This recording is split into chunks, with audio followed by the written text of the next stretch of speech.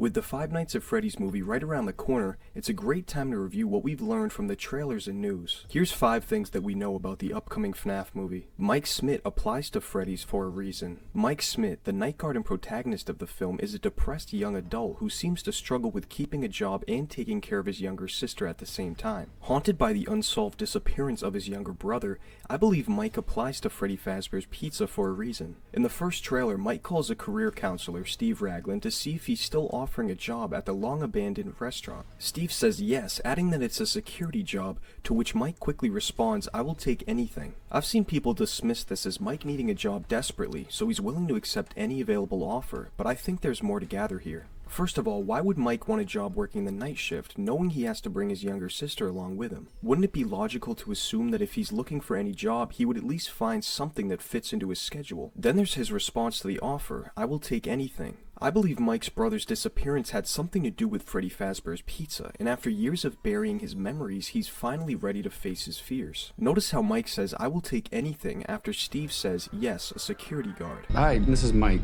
I was just calling to see if that job that you offered was still available. Yes. The security guard. I will take anything. Mike is looking for a way into Freddy Fazbear's Pizza to gather information about his brother's disappearance, and he will take any job that can get him inside. One question that stumps fans of the games is what makes the night guards come back every night after seeing the haunted animatronics? In this case, it's curiosity. To this point, I also believe that Mike is the reason that all of the lights come on in one scene of the trailer, as you can see him pressing buttons on a control panel in a later shot. It's very common for movie trailers to display scenes to create suspense, so take a look at what I imagine the real scene will look like.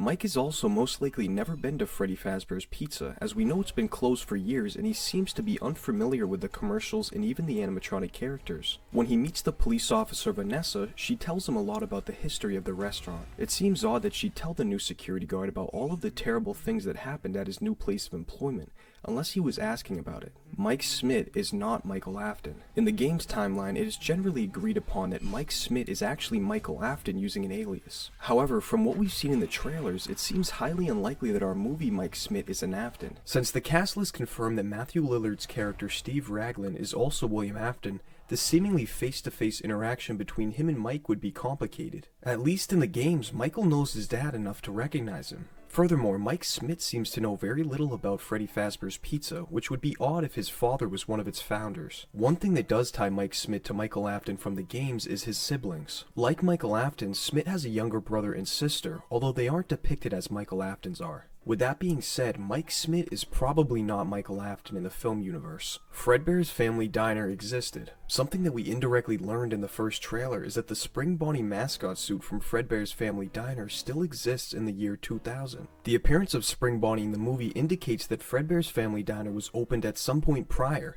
since the suit was retired to storage after the restaurant closed in the 80s. At the recent Blumhouse convention BlumFest, director Tammi said that the film is set in the year 2000, with flashbacks to the 80s and 90s. With Fredbear's family diner being an important part of the story in the game's timeline, it is possible that the restaurant is mentioned in the movie. Either way, we know that Fredbear's family diner was opened at some point, and that the mascot suits are now retired to storage in the abandoned Freddy Fazbear's Pizza. There is another character that we haven't seen yet. Some fans have speculated this to be Balloon Boy, as we don't actually see him in the trailers, just child's drawings of him. Evidence from the first trailer supports this, with Abby calling out hello in front of the stage, only to be greeted back by a childlike giggle. Interestingly, one of Balloon Boy's voice lines in the second game is hi, intriguingly similar to Abby's hello. Later in the trailer, we get a look at a child's drawing of Balloon Boy laughing, which also points to him being the mysterious entity that Abby is following around the restaurant. Now, in the game's timeline, Balloon Boy would have been scrapped in 1987 after the second location closed. But with drawings of him inside what appears to be the third location, it is possible that some of the toy animatronics haven't been scrapped in the movie's timeline.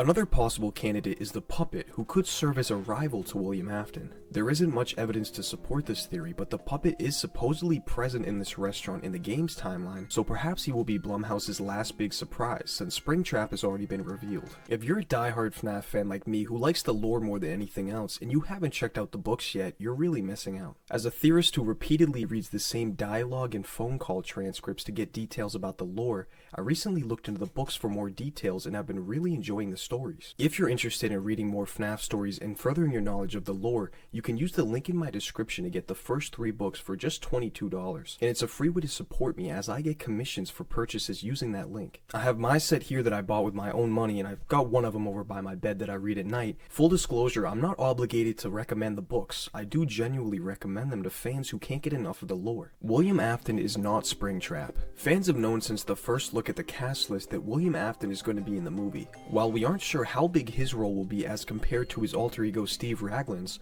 one thing we are fairly certain of is that he will take on the role of one of the film's main antagonists, along with the 4 animatronics. Although Lillard hasn't confirmed that his character will be donning the springlock suit we see brandishing a knife in the trailers, we of course assume that William Afton is behind the golden mask. Many fans, including myself, are quick to call this character Springtrap, the antagonist of the 3rd game. This character, however, is not Springtrap, but rather the Spring Bonnie springlock suit from Fredbear's family diner, before William dies and possesses it. I think this misconception stems from the fact that we never see a good model of Spring Bonnie in the games, just 8-bit renditions in the minigames. When fans see William in the mascot suit in the trailer, they think of him in FNAF 3, the closest thing we have to his look in the movie. There is speculation that the movie will end with William succumbing to an infamous springlock failure, but nothing we've seen so far has pointed towards this happening. With actor Matthew Lillard confirming that he signed a 3-picture contract with Blumhouse, there's plenty of room for the purple guy in future films.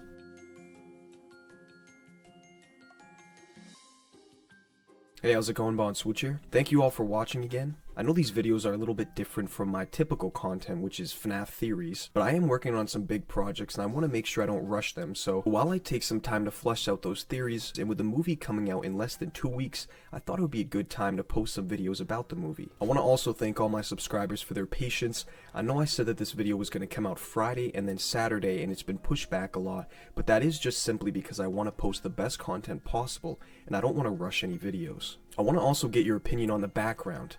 It's a bit different from my usual background, but I think it's a little bit better. I want to get your opinions though. I do plan to add more artwork in the background. I've got some artwork over on this wall that you don't see that I'll probably be moving back there just to make it a little more aesthetically pleasing. But I do want to get people's opinions on this wall versus that wall if you look at my other videos and see what people prefer for a background. Anyways, feel free to comment ideas for future videos and I'll read through those and get some ideas for what the fans are looking to see. Once again, thanks for all the support, and I'll be reading through comments until next weekend when I upload my next video.